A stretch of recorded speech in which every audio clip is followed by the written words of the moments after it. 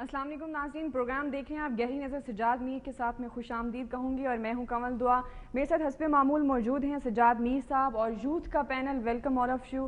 اور ناظرین، جیسے کہ آپ جانتے ہیں کہ سیاسی اور ملکی حالات بدلتے رہتے ہیں، کبھی میچز کے دوران لوڈ شیڈنگ کا نام و نشان نہیں ہوتا تو کبھی اتنی لوڈ شیڈنگ ہوتی ہے کہ گرمی سے برا حال ہوتا ہے اور وہ مظاہروں کی صورت میں ہمیں نظر آتی ہیں۔ بہرحال آج ہمارے پاس بہت ساری ایسی چیزیں ہیں جو ہم ڈسکس کریں گے، خاص طور پر تاجکستان میں ہونے والی کانفرنس پہ ڈسکشن کریں گے ہم سجاد میر کے ساتھ۔ وزیر اعظم پاکستان آج سول میں ہیں اور جوہری ممالک کی کانفرنس ہو رہی ہے، اس پر ہم بات چیت کریں گے۔ اور 31 مارچ کو پی ایم ایل این نے تحریک کا اعلان کر دیا ہے، ان کی تحریک کا سیاسی حالات پر کیا اثر پڑے گا، اس پر بھی ہم بات چیت کریں گے۔ تو گفتگو کا آغاز کریں گے۔ تاجکستان میں 4 ملکی کانفرنس ہو رہی ہے، ہمارے صدر صاحب بھی وہاں پر شریک ہیں۔ آپ کیا سمجھتے ہیں کہ صدر صاحب کی وہاں پر شمولیت اور اس کا کیسا امپیکٹ پڑے گا یہاں پہ؟ اصل میں دیکھیے جی، پہلے پچھلے دنوں سے ایک طرح کا اتحاد بن رہا تھا پاکستان، افغانستان، ایران، جس پر پوری دنیا گفتگو کر رہی تھی کہ یہ کیا ہو رہا ہے۔ امریکہ کے کہنے پر ہم ایران کو بھی انگیج کر رہے ہیں، ایران سے ڈائریکٹ مذاکرات تو نہیں ہو رہے۔ افغانستان، پاکستان، ایران مل کر سچ مچ کوئی ایسا الائنس بنانا چاہ رہے ہیں جو کوئی ریزسٹنس کا الائنس ہو، تو اس کی توقع افغانستان سے تو آپ نہیں کر سکتے، کرزئی کیا کرے گا، اور پاکستان سے بھی فی الحال تو نہیں کی جا سکتی، خاص طور پر جو ہمارا اب سیٹ اپ ہے، جو ہماری اب صورتحال ہے اس میں۔ تو یہ غالباً لگتا تھا کہ ایک طرح کی ٹریک ٹو ڈپلومیسی جاری ہے افغانستان کے ایشو کو سالو کرنے کے لیے، مسئلے کو حل کرنے کے لیے اور اس کے کوئی خاص نتائج پیدا کرنے۔ اب اس میں تاجکستان بھی شامل ہو گیا جی، اور تاجکستان کی اب کئی لحاظ سے اہمیت ہے۔ وہاں گراسمین بھی آئے ہیں جو ایف پاک کے ایک طرح کے اب ہالبروک کے بعد نمائندے ہیں، اور پاکستان میں تو ان کی ملاقات کے لیے ان کو نہیں بلایا جا سکا، وہاں انہوں نے ملاقات بھی کی ہے زرداری وغیرہ سے بھی اور گفتگویں کی ہیں، تو جس کا مطلب ہے کہ امریکن بیکنگ حاصل ہے اس پورے پروجیکٹ کو۔ کوئی انقلابی منصوبہ نہ سمجھ لیں کہ ہم 5-4 ملک جو ہیں وہ کوئی اکٹھے ہو رہے ہیں، بڑا کام کر رہے ہیں، اور تاجکستان کوئی ویسا اتنا بڑا انقلابی ہے بھی نہیں ہے۔ اور آج کل ازبکستان جو ہے ساتھ ہی اس کا سٹینڈ مختلف ہے، وہ جو ایک ناردرن روٹ بنانا چاہتا ہے امریکہ کا، اگر پاکستان کے راستے اس کی فوجوں کی ایگزٹ واپسی نہ ہو تو شمالی راستے سے ہو جائے، تو اس میں ازبکستان کہتا ہے کہ جی ہمارے راستے سے کرنا ہے تو بڑا اسلحہ لے کے نہیں جائیں گے، اس کی کچھ اور بھی شرائط ہیں، وہ اپنا اڈے خالی کرانا چاہتا ہے، کچھ اور بھی کرنا چاہتا ہے، اس کو ڈر ہے کہ اس علاقے میں تاجک کا زور زیادہ ہے، افغانستان کے علاقوں میں کہیں ایک طرح کی ملیٹنسی اس کی ہاں نہ پرورش پالے، تو ازبکس ایک اور طرح سے سوچتے ہیں، تاجک ذرا جو ایک طرح کے اتحاد کرنا چاہتے ہیں اور جو روٹ بنانا چاہتا ہے امریکہ، وہ تاجکستان سے ہو کے گزرتا ہے۔ پاکستان کے ساتھ اگرچہ سینٹرل ایشیا کی ریاستوں کا جب یہ آزاد ہوئی روس کے تسلط سے تو بڑے ہم خوش تھے کہ لگتا تھا کہ ایک نیا راستہ کھل گیا ہے، ہمارے شمال پر ایک عالم اسلام نیا پیدا ہو گیا ہے، جو کفر اور دہریت اور لحاظ میں پھنسا ہوا تھا ابھر کر سامنے آ گیا، بڑی خوشیاں تھی اور بڑی تجارت بھی ایک زمانے میں شروع ہوئی تھی، لیکن اب بعد میں اس کے ساتھ بہت سے پرابلم نظر آنا شروع ہو گئے۔ اس پر ہم بعد میں ڈسکس کریں گے، نیوز بریک کا وقت ہوا ہے، ناظرین ساتھ ہی رہیے گا، اس پر ہم بعد میں گفتگو کرتے ہیں، اسٹے ود اس۔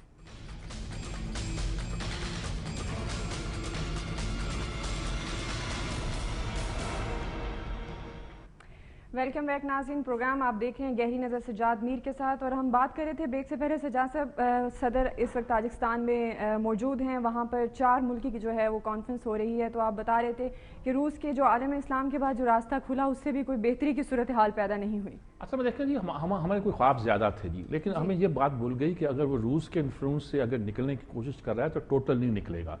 نمبر 2، اس کے پیچھے ایک 70 سال کا نظام ہے جو وہاں موجود ہے سینٹرل ایشیا میں، وہ ایک دن میں بدل کے کوئی وہاں خلافت قائم نہیں ہو جائے گی۔ اور تیسری بات یہ تھی کہ ہمیں یہ حیرانی ہوئی کہ وہاں کے لوگ جب یہاں آتے تھے تو ان کا جو لائف سٹائل تھا، شاید ہم پتہ نہیں سمجھ رہے تھے کہ وہ بالکل ہی مسلمانوں والے، وہ ایک ڈیفرنٹ طرح کے لوگ تھے اور ہونے بھی چاہیے تھے۔ قازقستان میں سارے روس کے جتنے بھی ایٹامک آرسنل تھا وہیں تجربے ہوئے تھے، وہیں ایٹم بم بھی موجود تھے جن کو شفٹ کیا گیا انڈرسٹینڈنگ کے ساتھ، وہ زیادہ قریب رہا روس کے ساتھ۔ تاجکستان میں اب بجلی سرپلس ہے، وہ ہمیں بھیجنا چاہتے ہیں، ہمارا راستہ بھی چھوٹا بنتا ہے افغانستان کی پٹی خوان کی، جہاں سے ہم بڑی آسانی کے ساتھ چند کلومیٹر سے نکال کر لا سکتے ہیں۔ اچھا، ترکمانستان سے جو پائپ لائن آنی ہے وہ بھی افغانستان سے گزرتے، تو کئی منصوبے ہیں جو سینٹرل ایشیا کے ہمارے ساتھ ہیں، اور تاجکستان کے ساتھ بھی جیسے کہ میں نے کہا کہ یہ ہے گیس کا وہاں ہے، یعنی کہ بے شمار ان کے ریسورسز ہیں، امریکہ بھی انٹرسٹڈ ہے کہ وہاں سے آئیں اور یہاں روس پر ریلائنس کیے بغیر وہ اس راستے سے ادھر جائیں۔ یہ بہت سارے ایشوز ہیں جہاں پیدا ہوتے ہیں، لیکن اس وقت یہ سمجھنا کہ ایران، پاکستان اور یہ سب لوگ اکٹھے ہوئے ہیں تو کسی ایسے منصوبے سے زیادہ وہ جس بات پہ غور کرنا چاہتے ہیں وہ یہ ہے کہ امریکہ افغانستان کے بارے میں جو پالیسی بنا رہا ہے اس کے بارے میں خطے کے کچھ ممالک میں ایک طرح کی انڈرسٹینڈنگ ہو. ایران سے براہ راست تعلقات نہیں ہیں, ہمارے ساتھ ایک کچھ چیز طے ہونے والی ہے. افغانستان کرزئی بیچارہ بھی اب ہاتھ پاؤں مار رہا ہے, اس کی وقت ختم ہونے والا ہے, اور نئے سال کے لیے وہ کیا کرے گا, کیسے سرو کرے گا, وہ ساری باتیں ہیں. تاجکستان اس ملک میں کیا مدد کر سکتا ہے, وہ ایک طرح کا ایک الائنس, یعنی اس پورے خطے پہ دیکھیے شنگھائی گروپ بنایا گیا تو اسی خطے کے ممالک کے ساتھ لے کر بنایا گیا تھی, جو مطلب کہا گیا کہ نیٹو کی اس علاقے میں اثر کے خلاف ایک طرح کی ریزسٹنس تھی, جس کا اعلان نہیں کیا گیا, جس کو ڈکلیئر نہیں کیا گیا. تو اس لحاظ سے یہ کانفرنس ہے تو بہت اہم اور امپورٹنٹ بھی ہے. اور صرف ایک ملک دیکھو, ہم نے شامل کیا تھا ECO میں پہلے صرف پاکستان, ایران اور ترکی تھے, اور پاکستان, ایران اور ترکی کا مطلب یہ تھا کہ پرانا RCD جو تھا اس کو ہم نے ریوائیو کیا تھا. پھر ہم نے اس کو افغانستان شامل کیا. پھر یہ 6 اسٹیٹ جو جہاں کی ہیں, ترکمانستان, تاجکستان, ازبکستان, قازقستان اور وہ کرغزستان اور آذربائیجان وغیرہ, ان سب کو لے کر ہم نے ایک طرح کا ایک بنایا تھا, لیکن وہ افیکٹو نہیں ہوئی. لیکن یہ ایک محدود الائنس لگتا ہے کہ امریکن انٹرسٹ کے ساتھ ہم کوئی انڈرسٹینڈنگ پیدا کرنے کے لیے, کہ ہماری انڈرسٹینڈنگ امریکن انٹرسٹ کو بھی سیف گارڈ کرے اور ہم بھی اپنا مقصد کیا حاصل کر سکتے ہیں, جس میں پاکستان شامل ہو, افغانستان شامل ہو, اور اب تاجکستان شامل ہو, جہاں سے ایگزٹ کی ان کو رستہ مل رہا ہے. یعنی ازبکستان رستہ نہیں دے رہا ہے, تاجکستان رستہ دے رہا ہے. اور اس علاقے کی ایک بڑی خوبی ہے جی, یہ سارا سینٹرل ایشیا جو ہے, اسے ماوراء النہر کہتے تھے, یعنی نہر کے اس پار. ہماری ساری تہذیب جہاں سے آئی ہے. دریائے آمو ایک دریا ہے جو افغانستان اور علاقوں کے درمیان بہتا ہے, اور اس دریائے آمو کے اس پار, یعنی نہر کے اس پار, یعنی نہر کو فارسی میں دریا کو معنی میں لیا جاتا ہے, یعنی اس دریا کے اس پار, آمو دریا کے اس پار جتنا خطہ تھا, خارزم کا خطہ تھا, خراسان, گریٹر خراسان بھی اس کو کہتے تھے, ہماری تہذیب کا مرکز رہا تھا. یہاں بہت سے ہمارے شہر ہیں, سمرقند, بخارا, کیا کیا نام لیے جائیں, اور کیا کیا لوگ تھے جو یہاں پیدا ہوئے, اور کیا کیا اس کی تاریخ ہے. اور ہمارے سارے کھانے, ہمارے پلاؤ, ہمارا قورمہ, ہمارے تہذیب, ہمارا فقہ, ہمارا تصوف, وہ بیسیکلی اسی علاقے سے آیا تھا ہمارے ہاں. اور اسی علاقے کی وجہ سے آنے کی وجہ سے ہمارا یہ مزاج ہے جو سب کانٹیننٹ کا. وہ لوگ حنفی تھے, ہم بھی حنفی ہیں. وہ لوگ جو تھے تصوف میں ایک خاص مزاج نقشبندی اور دوسرا مزاج قاضی رکھتے تھے, وہ بھی ہمارا ادھر سے آئے. چشتی البتہ دوسری طرف سے آئے. تو یہ سارا ہماری تہذیب, ثقافت, کلچر, مذہب پر جو اثرات وہاں کے ہیں, اور ہمارے کھانوں پر. پلاؤ سن کے تو آپ کو بھی شام کے وقت اگر روزہ کھولنے کا وقت ہوتا تو سب کچھ بڑا خطرناک ہوتا, لیکن بہت ساری چیزیں ہماری وہاں سے آئی ہیں جی. بالکل. ایک اور کانفرنس جوہری ممالک کی ہوئی جہاں پر وزیر اعظم پاکستان موجود ہیں, آپ کیا سمجھتے ہیں 53 ممالک اس میں موجود ہیں, پاکستان خاص طور پر پاکستان میں اس جو کانفرنس ہے اس کی کتنی اہمیت ہے, کیا آنے والے دنوں میں کچھ بہتری کے آثار ہو سکتے ہیں؟ اصل میں بات یہ جی دوسری کانفرنس ہے. اوباما کے آنے کے بعد پہلی کانفرنس واشنگٹن میں ہوئی تھی, اب یہ دوسری کانفرنس ہے. اس میں شاید 47 ملک تھے, اب 53 ملک ہیں, اور اس میں بہت سے مسائل ہیں. یہ یہاں کرنے کا مقصد یہ ہے کہ آپ شمالی کوریا سے جو خطرہ ہے جنوبی کوریا کو, آپ اس کو امپورٹنس دیتے ہیں. جیسے پہلی اسلامی کانفرنس جو تھی پاکستان میں ہوئی تھی, اور شاہ فیصل نے کرائی تھی, اس کو پاکستان ٹوٹ چکا تھا, 2 حصوں میں بٹ چکا تھا. پاکستان کو ایک امپورٹنس دینے کے لیے, ایک طرح کی تھوڑی تسلی دینے کے لیے وہ کانفرنس کی گئی تھی. اس لیے یہ سول میں کی جا رہی ہے. اور اس میں ظاہر ہے کہ اوباما بھی شریک ہیں, اور ایران شریک نہیں ہے, اور نارتھ کوریا شریک نہیں ہے, اور کوئی ان پر سینکشن یا پابندیاں اس کا موضوع نہیں ہے. بہت سی اور چیزیں ہیں جس پر ہم وہ ڈسکس کریں گے, اور تعریف بھی ہو رہی ہے ساؤتھ. اس میں ہمارے لیے انٹرسٹ کا یہ پہلو یہ ہے کہ ہماری وزیر اعظم کی ملاقات منموہن سنگھ سے بھی ہوگی, اور اوباما سے بھی ہوگی. آج چلتے چلتے تو ملاقات ہوئی ہے, جس کو غیر رسمی ملاقات کہتے ہیں. وہ جب حال میں داخل ہو رہے تھے تو اکٹھے آ رہے تھے, چٹ چیٹ کر رہے تھے. ہمارے ہاں تو اس کو بھی کہا جاتا ہے ملاقات ہو گئی, لڈیاں ڈال دو, تالیاں بجا لو. لیکن یہ اوباما سے ملاقات ہوگی. بس یہ خاصی اس لحاظ سے امپورٹنٹ ہے کہ اس میں ہمارا جو نیوکلیئر پاور کا ہے, ہمارا یہ کہنا بھی ہے کہ ہم شاید وہاں یہ کہیں کہ بھی ہمیں جس طرح سول نیوکلیئر ٹیکنالوجی آپ نے انڈیا کو دی, امریکہ سے ہم کہہ رہے ہیں ہمیں بھی دو. ہمارا آپ کہتے ہو کہ جی ہمارے ہتھیار جو ہیں وہ ہاتھ میں لگ سکتے ہیں روگ ایلیمنٹس کے, طالبان کے لگ سکتے ہیں. ہمارا کمانڈ اینڈ کنٹرول سسٹم دنیا کے کسی بھی کمانڈ اینڈ کنٹرول سسٹم سے کم نہیں ہے, بلکہ بہتر ہی ہے. بلکہ یہ وزیر اعظم نے یہ تک کہا, فارن آفس کی غالباً بریفنگ یہی ہوگی کہ ہم یہ سٹینڈ لیں کہ دنیا میں جن ملکوں کو آپ سکھانا چاہتے ہیں کمانڈ اینڈ کنٹرول کیسے کیا جاتا ہے ایٹمی ہتھیاروں کا, وہ ہم سے ٹریننگ لیں. ہم نے ایک کالج بھی بنا رکھا ہے, اکیڈمی بنا رکھی ہے, اس کی ٹریننگ بھی دیتے ہیں. ہم نے ایک انسٹیٹیوٹ بنا رکھا ہے جس میں جوہری توانائی کو, کہ جو نیوکلیئر سائنس کو پڑھانے کا بھی انتظام کیا ہوا.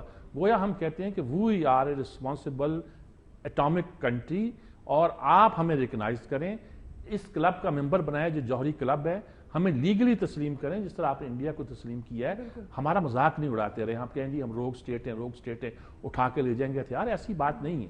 اگرچہ منموہن سنگھ نے چلتے ہوئے کہہ دیا ہے کہ خطرہ ہے پاکستان کے ایٹمی ہتھیاروں سے دنیا کے امن کو, پیس کو, اب کچھ بھی کہتے رہے, لیکن یہ کہ اس وقت اگر ہماری ڈپلومیسی کا بھی امتحان ہے, وہ ایگزسٹ کرتی ہے کہ نہیں کرتی. ہمارے وزیر اعظم اور سیاستدان ملک کے اندر تو ایلبو کرنے میں بڑے ماسٹر ہیں ایک دوسرے کو, لیکن انٹرنیشنل سطح پر جب مقابلہ ہوتا ہے تو بڑی عجیب بات ہوتی ہے. حالات کچھ سازگار ہوتے دکھائی دیتے ہیں کیونکہ ورلڈ بینک نے آپ کو قرضہ دے دیا ہے, جس کا مطلب ہے کہ امریکہ خوش ہے ہم سے, اور ورلڈ بینک کا قرضہ دینا ایسے تو نہیں ہوتا. اب اللہ کرے اگر یہاں سے کچھ آ جاتا ہے تو پھر اشارہ اس بات پہ ہوگا کہ پارلیمنٹ وغیرہ کوئی اچھے ہی فیصلے کرے گی, اور یہ جو اڑی چڑی آج ہونے کا خطرہ ہے, ابھی اجلاس شروع ہے, وہ زیادہ نہیں اس کا اثر ہم پہ پڑے گا. کہا جا سکتا ہے کہ اس کانفرنس کا اچھا اثر پڑے گا, پڑھنا چاہیے. یعنی کہ اگر ہم یہ موقع بھی مس کر دیں تو اس کا مطلب ہے کہ ہم سے کوئی گاؤدی قوم اور کوئی نہیں ہو سکتی. پارلیمنٹ کی بات کریں, آج اسلام آباد میں 3 بڑی اہم چیزیں شیڈیول تھی. پارلیمنٹ کا اجلاس بھی, توہین عدالت کیس کی سماعت بھی تھی, اور خاص طور پر میمو گیٹ کمیشن کا اجلاس جو ہے اس کی سماعت بھی تھی. تو آپ کیا سمجھتے ہیں, دن گزر چکا ہے, تقریباً اختتام کو جا رہا ہے, کیا آج کا یہ دن کوئی سیاسی تاریخ رقم کر سکا ہے یا ابھی کچھ دیر ہے؟ بڑی اہم بات آپ نے کی ہے جی. دیکھیں پارلیمنٹ کا اجلاس بھی ہے, اور جو نثار نے کہا کہ جیسے حزب اختلاف ایک طرح کی مزاحمت کرے گی, مخالفت کرے گی, نیٹو کو بحال کرنے کے بارے میں کس حد تک جائے گی, جی یہ بھی ایکسپوز ہو جائے گا 2-1 دنوں میں. اچھا, اس وقت لگتا ہے کہ شاید سارے کارڈز اوپن ہو گئے ہیں اور سب معاملہ جو ہے نا بڑی آسانی کے ساتھ طے ہو جائے گا. اچھا, اس کے بعد توہین عدالت کا مقدمہ تھا. آج اعتزاز احسن صاحب جو ہیں زندگی میں پہلی بار بیمار ہوئے ہیں. ان کے معاون نے کہا جی پہلی بار ایسا واقعہ ہوا, پتہ نہیں کتنے سال میں, 47 سال بعد, کتنے سال مجھے یاد نہیں ہے, اور پہلی بار وہ ہوا کہ وہ عدالت میں پیش نہیں ہو سکے, ورنہ وہ بیماری کی چھٹیاں نہیں لیا کرتے. اور اعتزاز کو میں نے کہتے سنا ہے کہ وہ کہتے ہیں پتہ نہیں کل بھی پیش ہو سکوں کہ نہ ہو سکوں. انہوں نے 7 دن کی مہلت مانگی ہے اور عدالت نے 1 دن کے لیے پوسٹ پون کیا ہے. اس سے مجھے شک لگتا ہے کہ یہ ٹیکٹیکل ڈیلے بھی ہو سکتا ہے, اور بیماری میں نہیں کہتا وہ بیمار نہیں ہوں گے, نزلہ زکام ہو سکتا ہے, اللہ کرے جلدی ٹھیک ہو جائے, لیکن یہ لگتا ہے کہ یہ ڈیلیبریٹ غالباً وزیر اعظم کی غیر ملکوں موجودگی پر اور اس صورتحال میں اس کو ڈیلے کرنا, اور شاید کچھ اسٹریٹجی ہو, یا شاید انہوں نے سمیل کر دیا ہو کہ عدالت فوراً ہی کوئی فیصلہ دینے کے موڈ میں ہوگی, تو ایسا ہی لگتا ہے. لیکن میرے خیال میں اگر یہ ہفتہ بھی گزر گیا تو اگلے ہفتے کے شروع ہوتے ہوتے کچھ نہ کچھ کورٹس کو بھی فیصلہ دینا پڑے گا. ادھر میمو کیس میں بڑی ڈیولپمنٹ ہوئی ہے جی. یاسین ملک صاحب جو انڈین ہمارے کشمیر کے لیڈر ہیں, انہوں نے کہہ دیا میرا نام را کے منصور اجاز نے دیا ہے, جھوٹ بولتا ہے, وہاں کانفرنس میں آیا تھا, ہم نے اس کو بڑا ڈانٹ ٹپٹ کی تھی, یہ پاکستان کے خلاف بولتا تھا, بڑا غلط لفظ استعمال کیے, ٹھیک آدمی نہیں ہے. آج وہ عدالت میں پہنچ گئے, انڈیا سے آئے ہیں, پاسپورٹ ان کا کچھ مسئلہ تھا وہ حل ہوا ہے, پاکستان آئے ہیں, عدالت میں پہنچ گئے. میمو کمیٹی نے ان کی کارروائی جو تھی انہوں نے کہا کہ ٹھیک ہے ان کو اجازت ہے. اب وہ ساری تفصیل تو غالباً ڈیٹ آئے گی اور میں کل بھی اس پر بات کر سکوں گا, لیکن یاسین ملک کا وہاں آنا جو ہے, اور انہوں نے کہا کہ میں ایسی بات کہنا چاہتا ہوں جس کو پورا بر صغیر سننا چاہتا ہے, تو ہم دیکھتے ہیں وہ کون سی بات. ادھر ایک اور ہو گیا ہے, ایک بریگیڈیئر قید تھا ہمارے, ہم کورٹ مارشل کر رہے تھے, بریگیڈیئر علی, اس کی بیوی نے ایبٹ آباد کمیشن میں یہ دے دی ہے درخواست کہ صاحب مجھے ہیئر کیا جائے, میرے پاس بہت کچھ ہے کارگل سے یہاں تک کہنے کا, اور ایبٹ آباد کا سب سے زیادہ متاثر تو میں ہوا ہوں, تو مجھ سے بھی سنا جائے. تو یہ سارے جتنے بھی کورٹ چل رہے ہیں, میں کہتا ہوں ٹروتھ اینڈ ریکنسیلیشن کمیشن جو کام کیا تھا ساؤتھ افریقہ نے, شاید یہی باتیں ہیں, بہت سے لوگ باتیں کر رہے ہیں, سچ ہیں جھوٹ میں, لیکن سامنے آ رہا ہے.